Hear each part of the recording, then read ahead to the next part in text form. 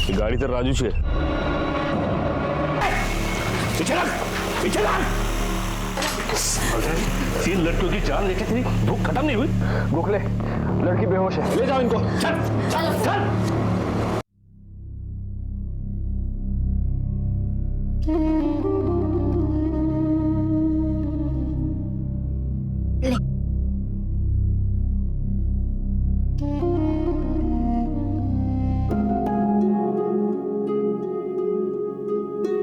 आई, तूने फिर से तेरे को मेरे से ज्यादा दिया। तुझे चाहिए ना, तो फिर तो ये ले ले और मुझे वो दे दे।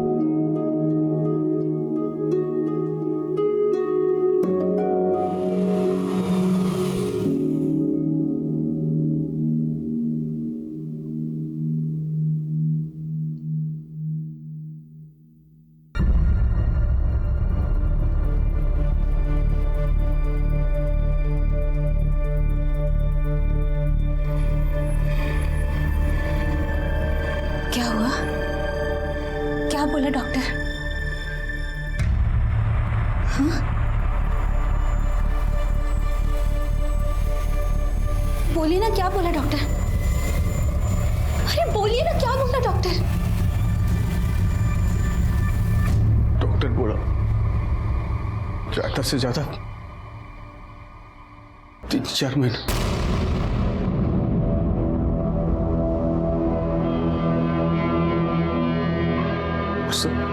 सिर्फ 3-4 महीने? उसके बाद मैं तुमसे और अपने बच्चियों से, मेरे बाद मेरी बच्चियों का क्या होगा? कौन देखेगा उन्हें, कौन पालेगा? आई, क्या हुआ? बाबा, आई रो क्यों रही है? कुछ नहीं रे, नाश्ता कर, नाश्ता कर।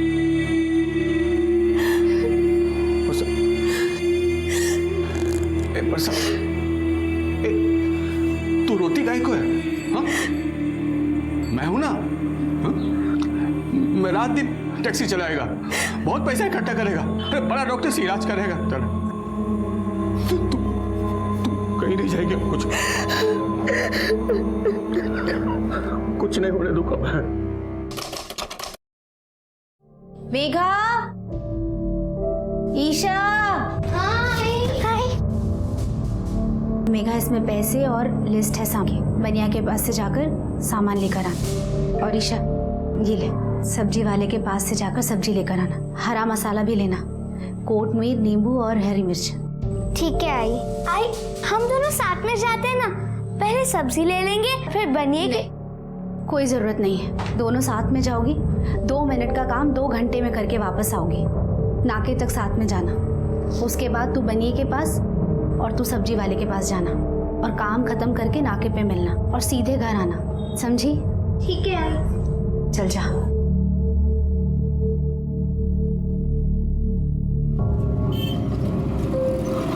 ताई, मैं भी चलूं? नहीं ईशा, अगर थोड़ी सी भी देर हो गई और आई को पता चल गया तो हमें बहुत मारेंगी। और ना, मुन्ना सब्जी वाले अंकल है ना, उन्हीं से सब्जी लेना और जनरल स्टोर पे मिलना। ठीक है? ठीक है ताई।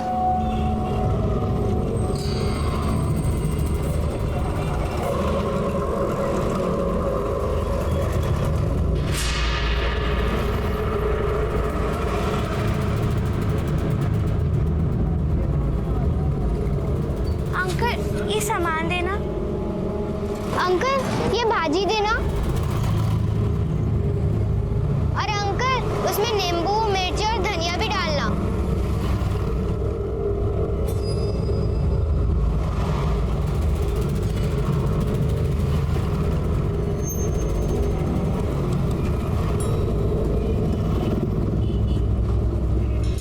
अंकल, ईशा यहाँ आई थी क्या? कहीं दिख भी नहीं रही है। नहीं बेटा, वो तो सब्जी लेके चली गई।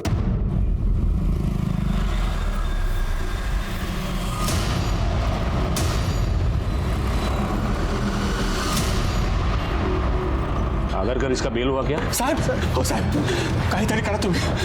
मेरी ईशा, मेरी 8 साल की बेटी ईशा कहीं चली गई साहब। चली गई मतलब गायब हो गई? कहाँ से, कब? एक काम करो, आप बैठिए, बैठिए, रिलैक्स। अब बताइए क्या हुआ? साहब वो क्या ना कि आज सुबह मेरी बीवी ने दोनों लड़कियों को अलग अलग जगह भेजा था सामान लेने। मेरी बड़ी बेटी मेघा किराने की दुकान से वापस आ गई सर, लेकिन मेरी छोटी बेटी ईशा भाजी लेके वापस नहीं लौटी सर। मेघा ने बताया कि उसकी गुड़िया सड़क पर पड़ी मिली सर। मैं टैक्सी चलाता सर, मैं काम के लिए निकला था, तभी परसा का फोन आया कि ईशा का कुछ पता नहीं चल रहा। मैं कवर तो घर पहुंचा सर, पूरा काजू बड़ा छान मारा, लेकिन इसका कुछ पता नहीं चला था। 4 घंटे हो गए सर। अच्छा, आपकी नज़र में कोई ऐसा है जो उसे गायब कर सकता है? किसी से कोई झगड़ा या दुश्मनी? तो रोटी कमाने का फुर्सत नहीं, क्या झगड़ा करेगा मैं, और कौन मेरे से दुश्मनी रखेगा सर। ठीक है, काम करो, अपनी बेटी का फोटो और डिटेल्स दे दो, हम उसे ढूंढने की पूरी कोशिश करेंगे। अगर कर काजूपाड़ा में लड़की को ढूंढो, मार्केट में किसी ने देखा है क्या देखो, या सीसीटीवी फुटेज में उसका कोई मूवमेंट कैप्चर हुई क्या देखो, और ये फोटो आसपास के पूरे पुलिस स्टेशन में भेज दो। सर अब जाइए, हम देखते हैं। नमस्कार, मैं senior inspector Rajesh Jadhav, crime branch. आज मैं आपको एक ऐसे केस के बारे में बताने जा रहा हूं जो 1 साल पहले नासिक में घटा था। इस केस का पूरे नासिक शहर में हवा बन गया था। मीडिया का डिपार्टमेंट पर बहुत ज्यादा प्रेशर था, लोगों के दिमाग में डर बैठ गया था, और जब यह केस फाइनली सॉल्व हुआ तब सच हम सब की कल्पना से कई गुना ज्यादा भयानक था। 8 साल की एक बच्ची ईशा गायब हो गई थी और पुलिस की लाख कोशिशों के बावजूद उसका कोई पता नहीं चल पा रहा था। लेकिन इस जुर्म के संगीन होने की दस्तक तब सामने आई जब नासिक के ही काजूपाड़ा से एक और बच्ची लापता हो गई। साहब मेरी बेटी, मेरी 9 साल की बेटी सविता कहीं गायब हो गई साहब। हमने पूरा काजूपाड़ा ढूंढ लिया, आसपास के सभी एरिया में भी छान मारा साहब, लेकिन कहीं नहीं मिली साहब। साहब मेरी बेटी को ढूंढ के लाओ साहब। तुम्हारी बेटी भी काजूपाड़ा से गायब हुई है? काजूपाड़ा से नहीं साहब, वो काजूपाड़ा को लग के एक एरिया महावीर सोसाइटी, वहां से गायब हो गई। 9 साल की बच्ची काजूपाड़ा से महावीर सोसाइटी कैसे पहुंची? वो उधर घर काम करने को जाती है साहब, झाड़ू कटका करने को। एक 9 साल की बच्ची से आप लोग काम करवाते हैं, ये एक क्राइम है, जानते हैं ना आप? मालूम है साहब, लेकिन क्या करे, मेरी साइकिल पंचर की दुकान है, उससे घर नहीं चलता साहब, इसलिए हमने उसे वहाँ काम करने के लिए भेजा। किसके यहाँ काम करती है? रोना बंद करो, किसके यहाँ काम करती है?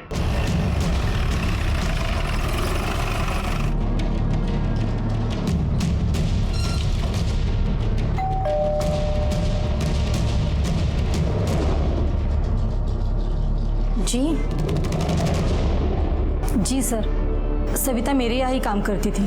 अब अच्छी खासी पढ़ी लिखी है, ये तो जानती होगी चाइल्ड लेबर जुर्म है। जी। इसके बावजूद आपने एक 9 साल की लड़की को अपने यहाँ काम पे रखा? नहीं सर, वो उसके माँ बाप ने मुझसे बहुत रिक्वेस्ट की थी, इसलिए मैंने उसे। अब सोशल वर्क करती है?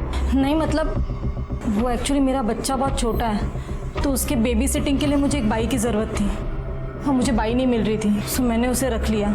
गुड, एक छोटी बच्ची को अपनी बच्ची को संभालने के लिए रख लिया। सविता को आखिरी बार कब देखा था? सुबह जब मैंने उसे अपने बच्चे के लिए बेबी फूड लाने मार्केट भेजा था, तब वो मार्केट गई और फिर लौटी ही नहीं। फिर मैंने उसके घर कॉल किया और तब पता चला कि वो वहाँ भी नहीं है। रमेश, यहाँ से लेकर मार्केट तक सीसीटीवी फुटेज चेक करो। सर,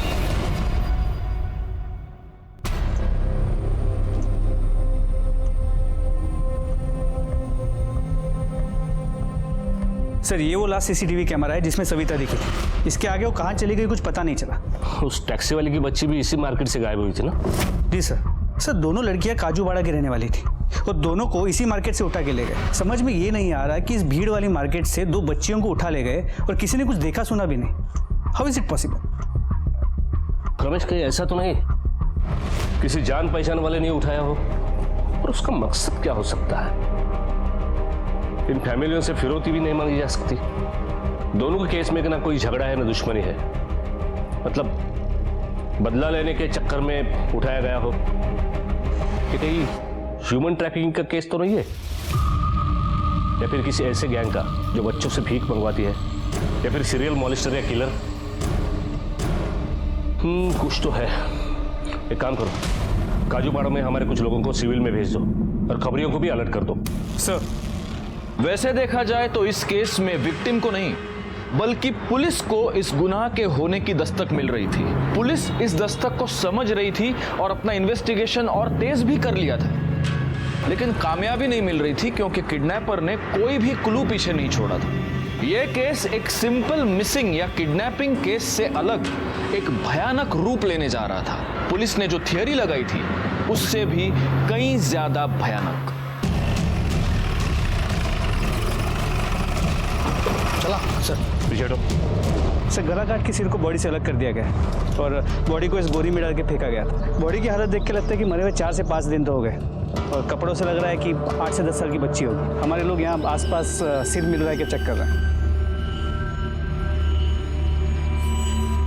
वेपन मिला? नहीं सर, वो भी ढूंढ रहे हैं।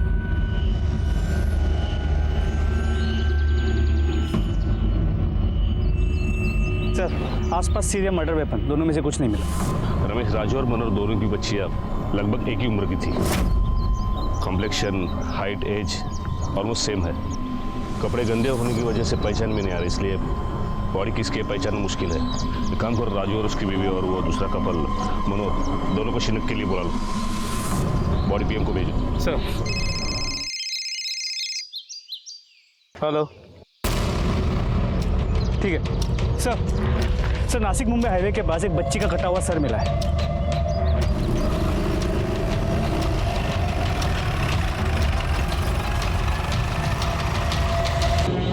पूरे चेहरे पे हल्दी कुमकुम लगाया है। शायद किसी ने मारने के पहले या मारने के बाद टोटका तंत्र मंत्र किया है, इसके लिए पूरे चेहरे पे हल्दी कुमकुम लगाया है। सर कहीं सिर उस बॉडी का? पॉसिबल है।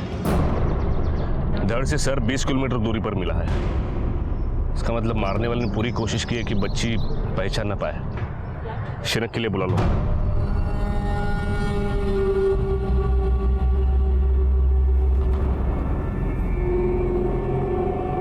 कावड़े।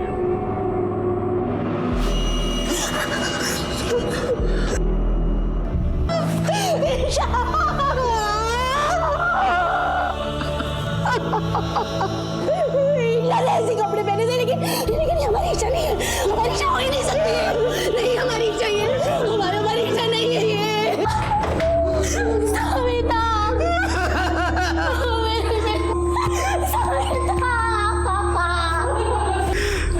साहब लेकिन इसका धड़का धड़ अभी तक मिला नहीं है, हम ढूंढने की कोशिश कर रहे हैं।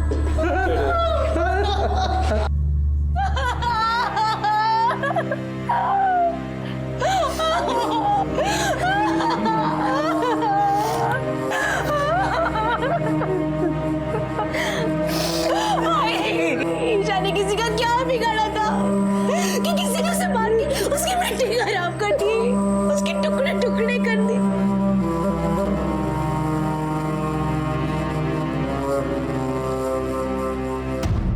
रमेश, एक ही एरिया से 2 हफ्ते में 2 बच्चियां, वो भी 20 किलोमीटर दूरी पर। सविता का चेहरा देखे साफ पता चलता है कि उसका मर्डर किसी काली जादू के मकसद से किया गया हो। सर का धड़ से अलग होना इसी तरफ इशारा करता है।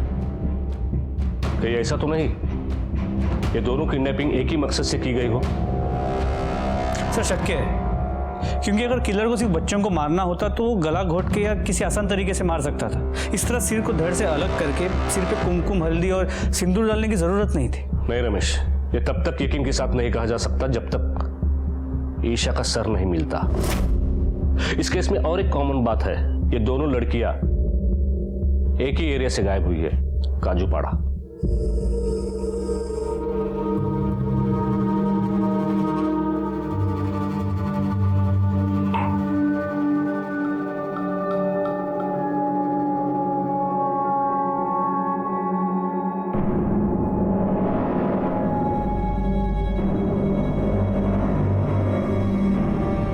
दिन बाद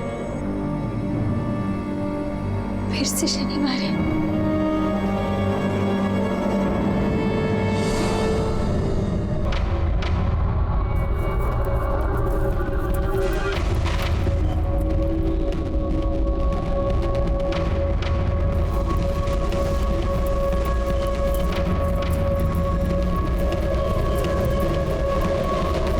कुलकर्णी, वो पोस्टमार्टम रिपोर्ट आती है मुझे इन्फॉर्म कर देना। Okay sir. ठीक है sir please help me sir, मेरी बेटी स्कूल से घर नहीं आई सर, स्कूल से कहाँ गई पता नहीं sir, please help me please. Sir मी Arvind Kulkarni, golden park complex में रहता हूँ। आज शाम हम फैमिली के साथ रत्नागिरी जाने वाले थे, पैकिंग भी हो चुका था। मेरी बेटी रिया उसका स्कूल से आने का इंतजार कर रहे थे, लेकिन वो जब नहीं आई तब उसके स्कूल वैन ड्राइवर से पूछा तो उसने कहा कि रिया वहां नहीं थी। तुम्ही तुमच्या मुलीच्या शाळेत चौकशी केलीत का तिची? हाँ, मैंने स्कूल अथॉरिटी से बात की, उन्होंने कहा कि 4 बजे तक स्कूल होती है, 4 बजे तक रिया स्कूल में ही थी। नहीं, हो सकता है वो अपने किसी दोस्त के साथ उसके घर चली गई हो। नहीं सर, नहीं, मैंने हर जगह पूछा, उसके फ्रेंड को भी पूछा, रिया किसी के साथ नहीं गई। 10 साल की बच्ची है। एक काम करो, तुमच्या मुलीचे फोटो और डिटेल्स है, हम आपके बच्चे को ढूंढने की पूरी कोशिश करते हैं। मेरी बेटी कहाँ होगी, कैसे होगी पता नहीं। ये रिया का फोटो है सर, प्लीज। रिया के स्कूल में पूछताछ करो, सीसीटीवी है तो फुटेज ले लो, और हाँ, वो वैन ड्राइवर से भी बात करो। हो सर।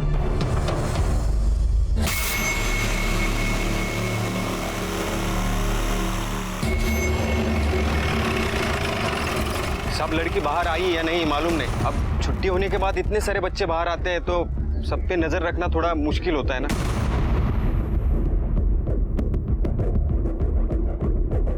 मैंने चेक किया था सर, रिया पूरे वक्त स्कूल में ही थी, वो तो बस छुट्टी के वक्त ही बाहर निकली थी और उसके बाद का हमें कोई आइडिया नहीं। अब दरअसल सर रिया स्कूल बस से नहीं प्राइवेट वैन से जाती थी, तो उसकी रिस्पॉन्सिबिलिटी हमारी नहीं बनती। ये जो गेट पे सीसीटीवी कैमरा लगा है उसकी फुटेज हमें चाहिए। जी सर। सर मैं उस दिन थोड़ा लेट हो गया था, ट्रैफिक था ना, इसलिए जब वापस आया तो वैन में जाने वाले सभी बच्चे थे, बस रिया ही नहीं थी। जिस दिन तू लेट हुआ उसी दिन रिया गायब हुई। देख, अगर तूने कोई भी गड़बड़ की होगी ना, लंबे के लिए अंदर जाएगा। नहीं सर। और शहर छोड़ के कहीं मत जाना। जी sir.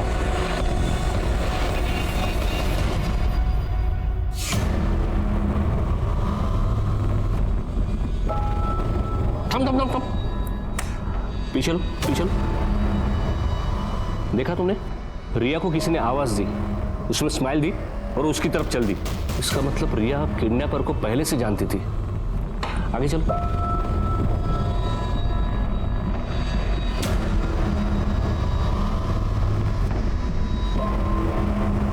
Sir, school van driver की मोबाइल लोकेशन डिटेल्स मंगवा ली है, ये चेक करने के लिए कि क्या ये स्कूल के पास पहले भी गया था, और अगर नहीं तो किडनैपिंग के वक्त इसकी मोबाइल की लोकेशन क्या थी और ये मोशन में था या स्टेबल था। गुड। पर सबसे इंपॉर्टेंट बात यह है, रिया उस किडनैपर को जानती थी, जैसे पिछले केस में हुआ था।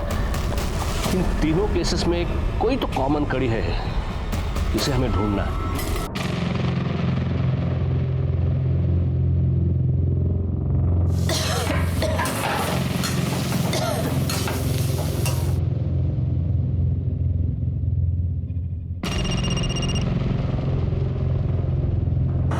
बोलो बरसा। जी मैं पूछ रही थी कब तक घर वापस आएंगे? अरे मैं पास में हूँ, 10 मिनट में पहुँच रहा हूँ। अच्छा सुनो, मैं नहा धो के कुछ खा के मैं दूसरी शिफ्ट में निकल जाऊँगा। पूरी रात टैक्सी चलाई है, थक गए होगे, घर आकर नाश्ता करके थोड़ा आराम कर लेना। नहीं, जब तक तुम ठीक नहीं हो जाती तब तक मैं आराम नहीं कर सकता। तुम रुको, मैं पहुँच रहा हूँ। जी।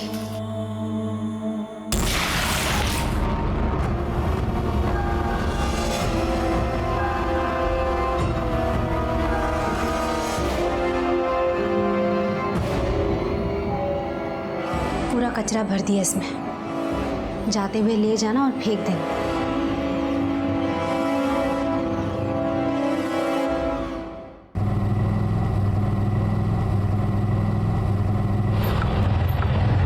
अरे क्या हुआ, ऑटो क्यों रुक गई? पता नहीं मौसी, लगता है रिजर्व लग गया। देखता हूँ, फिर से स्टार्ट करता हूँ।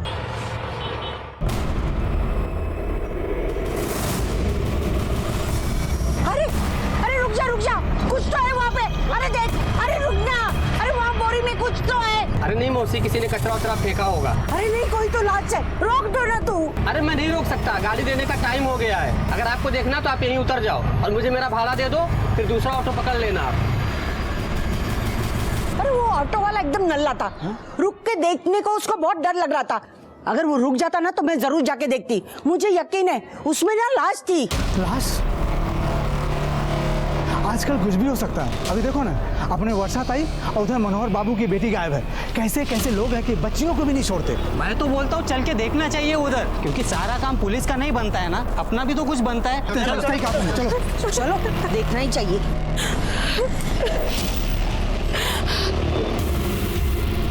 अरे गणेश कुठेतरी असणार, अहो इथेच पाहिलं होतं मी, मला नक्की आठवतं। अरे शोधा ना रे कुठेतरी, अरे बघा ना रे।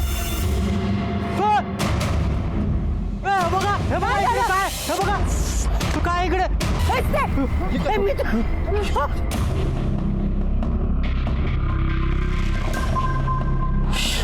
एक और बच्ची की सरकटी लाश। कुलकर्णी सर, आजूबाजूला नीट चेक करा, डोकं सापडते का ते बघा, और आसपास पूछताछ करो, किसी ने किसी सस्पिशियस आदमी या गाड़ी को देखा है क्या। ठीक है सर, जल्दी चलो। डेड बॉडी पहले किसने देखी थी?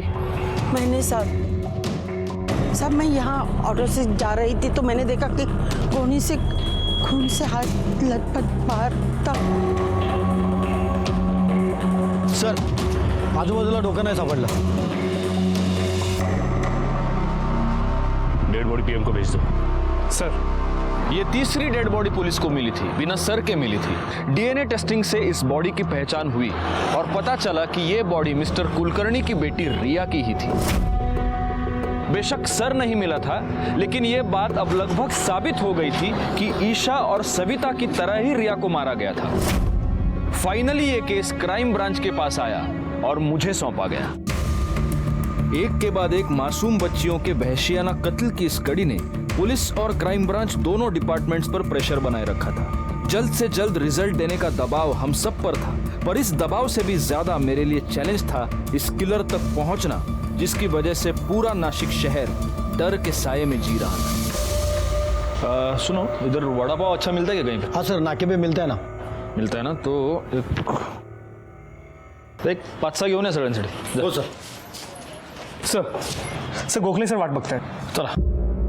तो ये काजूपाड़ा से 2 लड़कियां गायब हुई हैं। जी हाँ, ईशा और सविता दोनों काजूपाड़ा में रहती थी और काजूपाड़ा के मार्केट से ही उन्हें किडनैप किया गया है। भरे मार्केट से 2 लड़कियों को किडनैप किया गया है और किसी ने कुछ देखा नहीं।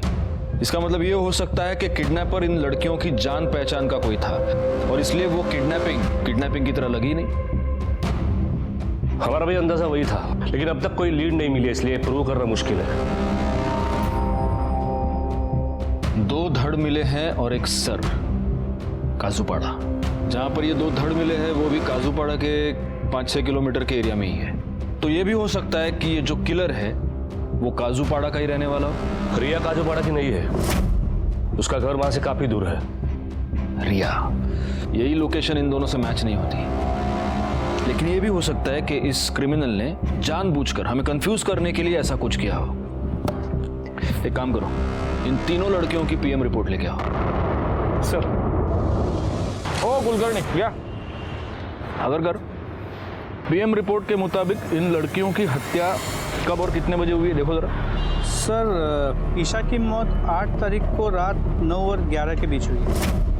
सविता की 15 तारीख को रात 9 और 11 के बीच,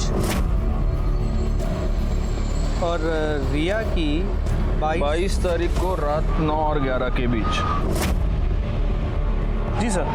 8, 15, 22 तीनों शनिवार है। इसका मतलब ये हत्यारा हर शनिवार को एक लड़की की हत्या कर रहा है।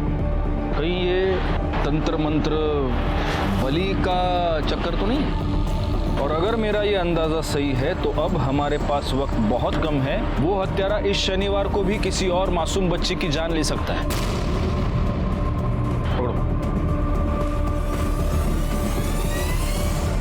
पीएम रिपोर्ट के हिसाब से इन तीनों लड़कियों के साथ सेक्सुअल असॉल्ट तो नहीं हुआ है और तीनों को मारने से पहले खिलाया गया है ताकि उनका गला काटने में आसानी हो, ताकि गला काटते वक्त वो हाथ पांव ना हिलाए।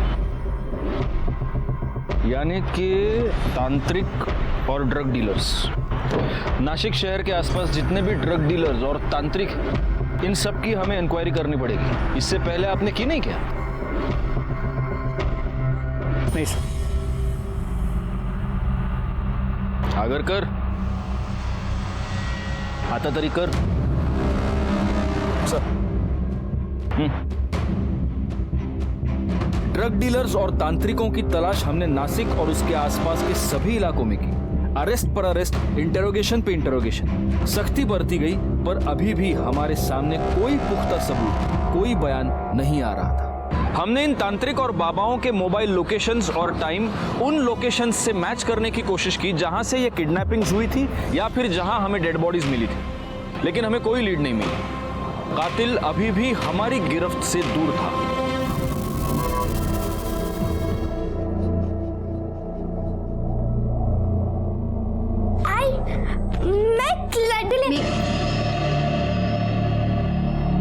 यहाँ से ले, वो पूजा के लिए। ये ले।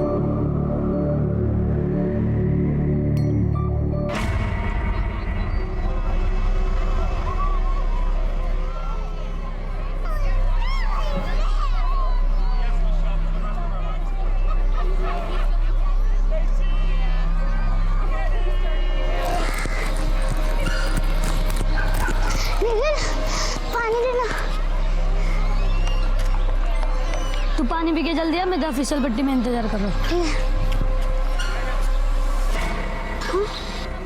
क्यों बेटा, थकी है ना? हाँ देखा मैंने। ये लो अब लड्डू खाओ। लड्डू खाने से ताकत मिलेगी। खाओ लड्डू खाओ। पिंकी, ये क्या कर रही हो?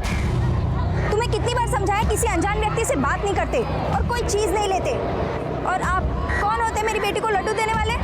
अरे मैं तो बस बच्ची है, देखा तो मैं तो लड्डू दे रहा था। लड्डू खिलाने का इतना ही शौक है तो जाइए और अपने बच्चों को खिलाइए, किसी अनजान बच्चे को नहीं। जी।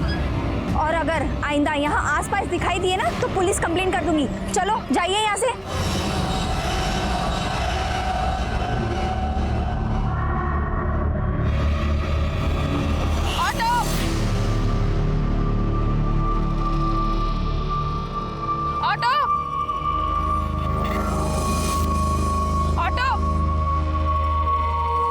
किधर जाना है मैडम? नहीं चाहिए टैक्सी दादा। क्यों? ऑटो का भाड़ा दिया है मेम साहब ने, टैक्सी का नहीं दिया है। अरे कोई बात नहीं, ऑटो में जो पैसा बनता है मुझे दे देना। चलो, यहाँ कोई ऑटो नहीं मिलेगा, आ जाओ बैठो। बेबी टैक्सी में चलें क्या?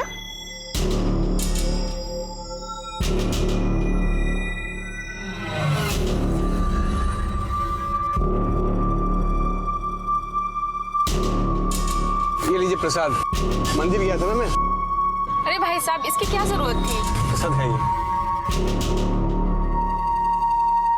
ये तो बहुत ताजा है, खुशबू भी अच्छी आ रही है। बेबी खाएगी? नहीं, मम्मी ने सेंजे से कुछ भी खाने को मना किया है। अरे बेबी ये कुछ भी थोड़े ना है, ये तो प्रसाद है, लड्डू है, खा लो।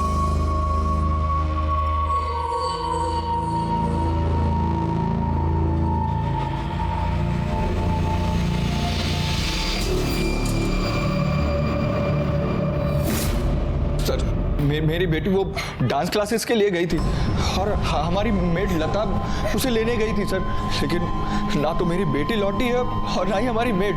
और सर अब तो उसका मोबाइल ही स्विच ऑफ आ रहा है सर। मेरी बच्ची पता नहीं उसे कहाँ ले गई, क्यों ले गई। भगवान के लिए मेरी बेटी को छोड़ दीजिए सर। आपकी बच्ची की उम्र क्या है? 7 साल। एक काम कीजिए, अपनी बेटी के और वो मेड के सारे डिटेल्स आप बाहर लिखवा दीजिए, फोटो दे दीजिए उनके। हाँ, और आप चिंता मत कीजिए, आपकी बच्ची को हम ढूंढेंगे। कुलकर्णी यांना घेऊन जा। क्या लगता है आपको, इसका कोई कनेक्शन हो सकता है बच्चों के मर्डर से? कह नहीं सकते, क्योंकि यहाँ पर ये मेड भी गायब हुई है। सबसे पहले तो इस मेड का जो भी इन्वॉल्वमेंट है उसकी तहकीकात करनी पड़ेगी। नहीं, और सबसे ज़रूरी बात यह है गोखले कि अगर इस केस का कनेक्शन इन किडनैपिंग से है तो आज बुधवार है, शनिवार से पहले किसी भी हालत में हमें इस बच्ची को ढूंढना पड़ेगा। एक काम करो, सारे पुलिस स्टेशन पे ये बच्ची के फोटोग्राफ्स भिजवा दो, उनको अलर्ट कर दो, अपने खबरियों को अलर्ट कर दो। किसी भी हालत में इस केस में लीड मिलनी चाहिए। और ये मेड लता, इसका मोबाइल जहाँ पर स्विच ऑफ हुआ है वो कब हुआ है, उसका मोबाइल लोकेशन निकलवाओ जल्दी। मेड के घर भी पूछताछ करते हैं। साहब मेरी बेटी पायल को अपनी बेटी मानती है, उसे कभी नुकसान नहीं पहुंचा सकती। पायल 2 साल की थी ना, तब से वो उसकी देखभाल कर रही है। मेरी लता पायल से बहुत प्यार करती है। आपकी बेटी की किसी से दोस्ती, मतलब किसी लड़के से? नहीं साहब, मेरी लता वैसी नहीं है। देखिए, अगर लता घर लौटती है या फोन करती है, किसी भी तरह की उसकी इन्फॉर्मेशन मिलती है, आप सबसे पहले पुलिस को इन्फॉर्म करेंगे। रमेश, लता अब तक घर नहीं पहुंची, गायब है। कहीं ऐसा तो नहीं लता ने पायल को किडनैप किया हो? पायल के साथ मेड लता के गायब हो जाने की वजह से पायल का केस रिया, ईशा और सविता के केस से कुछ अलग नजर आ रहा था। वैसे ही हत्या और किडनैपिंग की ये घटनाएं मीडिया में सुर्खियों पर छाई थी। पायल के गायब हो जाने के बाद जैसे एक पैनिक सिचुएशन क्रिएट हो गई। मीडिया और लड़कियों के परिवार वालों को यह लग रहा था कि पुलिस अपना काम ठीक से नहीं कर पा रही, लेकिन यकीन मानिए हम उन सब से ज्यादा परेशान थे, क्योंकि हमें एक और मासूम को इस भयानक गुनाह का शिकार होने से रोकना था।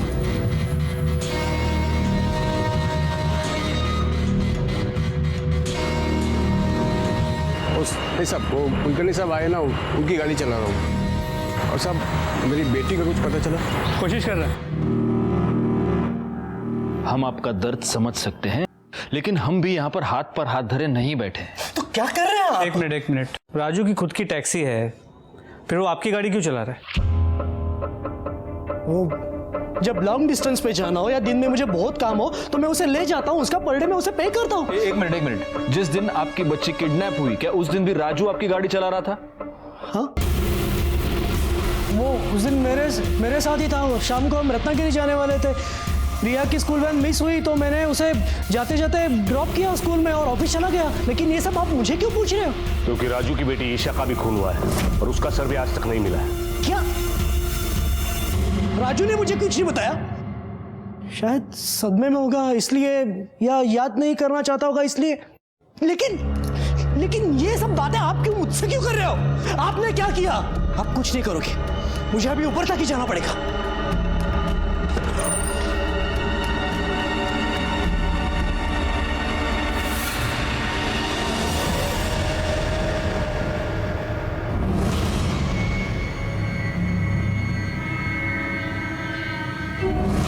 अब समझ में आया गोखले, ईशा और सविता के मर्डर से रिया का क्या कनेक्शन है? मतलब आपको लगता है राजू ने? और उसने खुद अपनी 8 साल की बेटी का खून किया होगा? शायद। लेकिन सबसे बड़ा सवाल यह है कि ये सब करने के पीछे उसका मोटिव क्या है। अगर एक काम करो, ये राजू के कॉल रिकॉर्ड्स और मोबाइल लोकेशन निकलवाओ और ये चेक करो कि जहां जहां किडनैपिंग्स हुए और जहां जहां हमें लाशें मिली, क्या उन जगहों से इसका लोकेशन मैच होता है?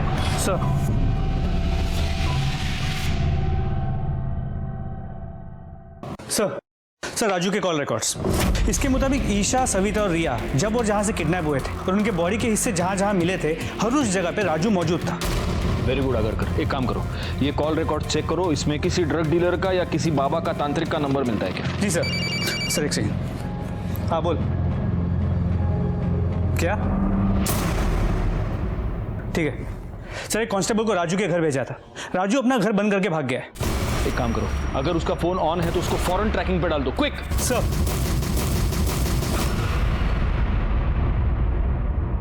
पुलिस को मेरे पे शक हो गया था, इसलिए रातों रात भागना पड़ा। खाना दी इसको? हाँ, थोड़ा सा खिलाया था।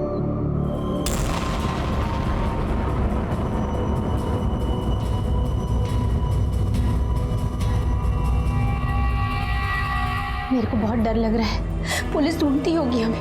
मेरे वजह से तुम भी मुसीबत में फंस गए। कुछ नहीं होगा रे, तू डर मत। पापा, हम लोग यहाँ क्यों आए और ये कौन है? इसे सविता के जैसे बांध के क्यों रखा है? सब लोग बोलते हैं कि सविता मर गई, क्या ये भी बहुत बात करती है तू। इतनी बार बोला ये सब नहीं बोलेगा। तू चाहती है कि तेरी आई मर जाए? नहीं ना, तो आगे सब बात नहीं करेगा और किसी को भी ऐसा बात बोलने का नहीं। हाँ, तो आई तेरी मर जाएगी, समझी?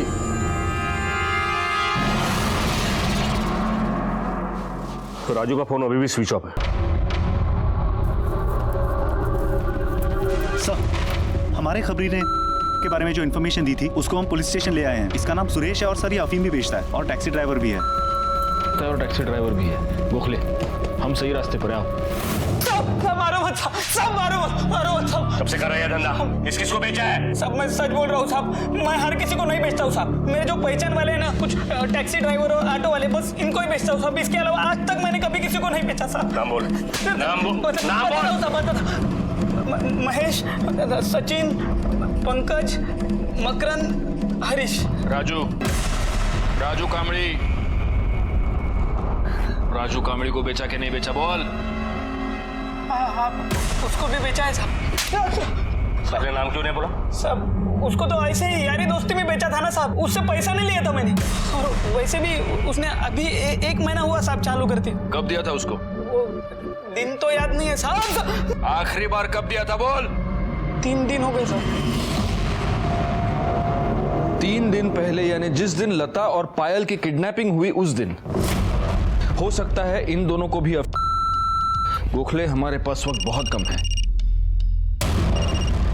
हाँ बोल रमेश। सर यहाँ नासिक बॉर्डर के पास एक बाबा मिला है जो हर प्रॉब्लम का इलाज बलि देना बताता है। हमने उसे राजू का फोटो दिखाया था, वो घबरा गया। उठा के ला साले को।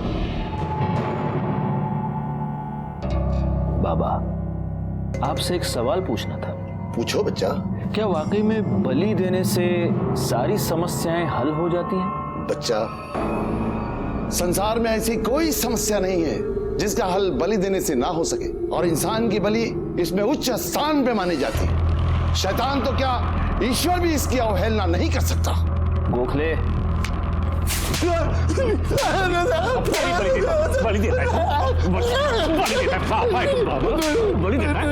राजू को ये उपाय कब बताया था?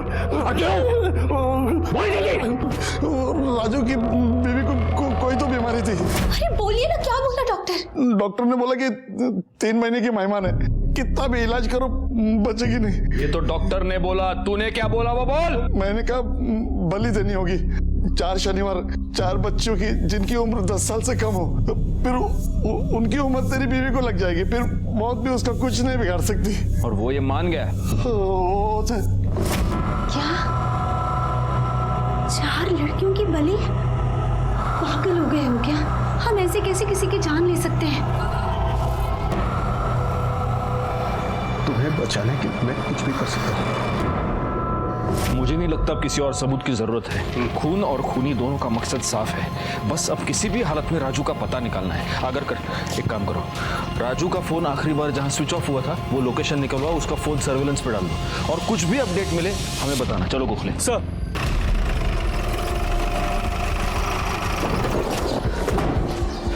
ये राजू कामड़े का घर बंद है, किधर है वो मालूम है क्या? राजू के बारे में पूछ रहे हो साहब, क्या कुछ हुआ है क्या? 3 छोटी बच्चियों की मर्डर केस में वांटेड है वो। एक और बच्ची की जान खतरे में। जल्दी बताओ, कुछ मालूम है तो।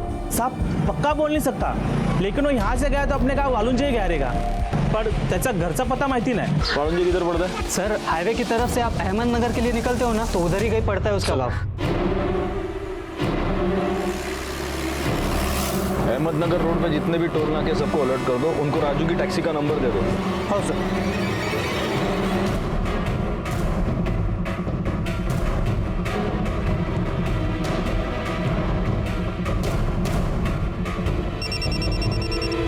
बोलो सर। नासिक अहमदनगर हाईवे के टोल नाके की सीसीटीवी कैमरा में राजू की टैक्सी 1 दिन पहले पास होते हुए कैप्चर की गई है। Yes, okay. जी सर, वहाँ के कांस्टेबल ने अपडेट किया है। ओके गोखले, राजू 100% अपने गांव गया हुआ।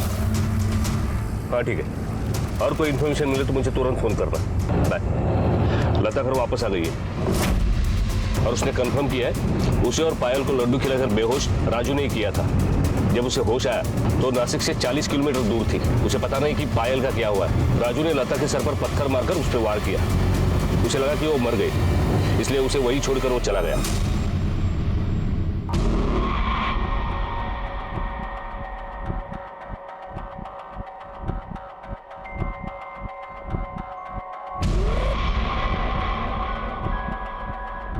बलि का मुहूर्त हो गया है, ले आओ उसे।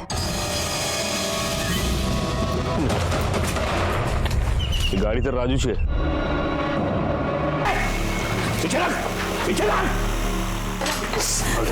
तीन लड़कियों की जान लेके तेरी भूख खत्म नहीं हुई? गोखले, लड़की बेहोश है, ले जाओ इनको। प्रतापी बाबा का बहुत मान्यता है साहब। वो मेरे को बोले कि अगर वर्षा को बचाने का है तो 10 साल से कम 4 लड़कियों की बलि देनी होगी। और इसलिए ये खूनी तमाशा तूने अपने खुद की बेटी की ईशा की बलि देकर शुरू किया। मेघा और ईशा में ईशा सांवली थी, तो कल शादी विधि में प्रॉब्लम होती तो वर्षा और मैं सोचे कि बच्चा तो हम आगे भी कर लेंगे। और फिर इसलिए तुमने ईशा को मार्केट से किडनैप किया ताकि किसी को शक ना हो कि ये सब तुम लोगों ने किया है। वर्षा जानबूझ के ईशा और मेघा को दोनों अलग अलग रास्ते भेजी ताकि मेघा को कुछ पता न चले। मैं पहले से मार्केट में जाके ईशा का इंतजार कर रहा था। सब्जी लेने के बाद चुपके से मैंने ईशा को इशारा किया, वो मेरे पास आ गई, लेकिन उसकी गुड़िया उधर ही गिर गई। किडनैप करने के बाद रखा कहाँ था उसको? घर पे पटमाले में खिला के उसको चुपचाप रख दिया था ताकि मेघा को ये पता न चले कि उसकी बहन भी वहीं पर है। सविता को कब किडनैप किया, कैसे? सविता मेरी बस्ती में रहती थी सर, वो मेरे को जानती थी। मेरे को मालूम था कि वो महावीर नगर में काम पे जाती है। एक दिन मैंने उसका पीछा किया और उसको लालच दे के ले गया। रिया भी मेरे को जानती थी सर, इसलिए उसको भी उठाने में प्रॉब्लम नहीं हुआ मेरे को। एक दिन मैं उसके स्कूल वैन से पहले मैं स्कूल पहुँच गया और उसको बोला कि उसका बाबा ने भेजा मेरे को स्कूल लेने के लिए, तो वो चुपचाप मेरे साथ आ गई। फिर मैंने उसको भी लड्डू खिला के। रिया और ईशा का सर कहाँ है? ईशा का सर मैंने जमीन में गाड़ दिया सर, पर सविता का सर मैं ऐसे ही फेंक दिया था। मेरे को लगा कुछ नहीं होगा, पर पुलिस को सब पता चल गया। फिर रिया का सर भी मैंने जमीन में गाड़ दिया ताकि आप लोगों को पता ना चले। अब मेरा बलि का अनुष्ठान खत्म ही होने वाला था कि आप लोग सब आ गए साहब। तो सब मेहनत बेकार किया साहब, बलि नहीं चढ़ने दिया आप लोगों ने। पर साहब मेरे को छोड़ के चले जाएंगे साहब, मेरी बीवी के बहुत प्यार करता हूँ साहब। सुन सुन, इसका तो जो होना है वो होगा, लेकिन तू अब यहां से कभी बाहर नहीं जा पाएगा। जब बोला अपने प्रतापी बाबा को, जिंदगी भर सड़ाऊंगा तेरे को, छोड़ूंगा नहीं। कुछ केसेस हमेशा के लिए दिमाग में रह जाते हैं और फिर यह सवाल पैदा होता है कि कोई भी इंसान इतना अमानवीय कैसे हो सकता है। 8 साल की एक बच्ची ईशा, उसे उसके ही माँ बाप ने बलि के नाम पर बड़ी बेरहमी से मार दिया। और यह सिलसिला यहाँ पर रुका नहीं। जैसे जुलाई 2017 का महीना इन बच्चियों के माँ बाप के लिए बहुत ही भयानक महीना साबित हुआ। इस केस में खुद मुजरिम को जुर्म के होने की दस्तक मिली थी। विश्वास जब अंधविश्वास में बदल जाए तब हमें यह समझ लेना चाहिए कि वो किसी जुर्म के होने की दस्तक है। इसे अनसुना ना करें और सतर्क रहें। मैं इंस्पेक्टर राजेश जाधव आपसे विदा लेता हूं। फिर मिलेंगे, तब तक सतर्क रहिए और देखते रहिए क्राइम पेट्रोल दस्तक, क्योंकि मकसद बताना नहीं, बचाना है। जय हिंद।